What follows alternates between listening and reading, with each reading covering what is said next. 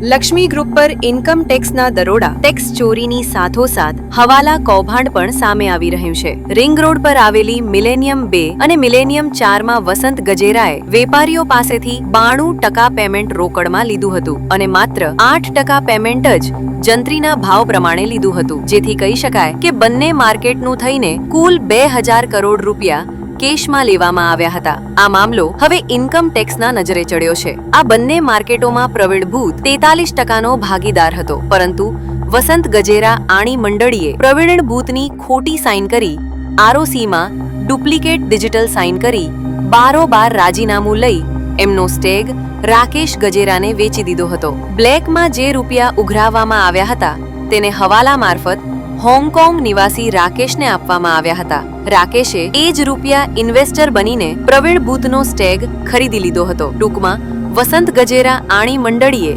બ્લેકના રૂપિયા વ્હાઇટ કરવાનું મસમોટું કૌભાંડ આચર્યું હતું, જેની ફરિયાદ પ્રવીણ ભૂત દ્વારા પીએમઓને કરવામાં આવી હતી. આને લઈને આઈટીએ હવે કાર્યવાહી હાથ ધરી છે. હવાલા મારફતે મોકલેલા બ્લેકના રૂપિયા બાબતે ઈડી, સીબીઆઈ અને અન્ય એજન્સીઓ પણ આ તપાસમાં સામેલ થાય તેવી તજવીજ હાથ ધરાઈ શકે છે. જો કે બીજી તરફ અમરેલીના કેટલાક રાજકીય નેતાઓ વસંત ગજેરાને બચાવી લેવા માટે દોડધામ કરી રહ્યા હોવાનું પણ જાણવા મળી રહ્યું છે.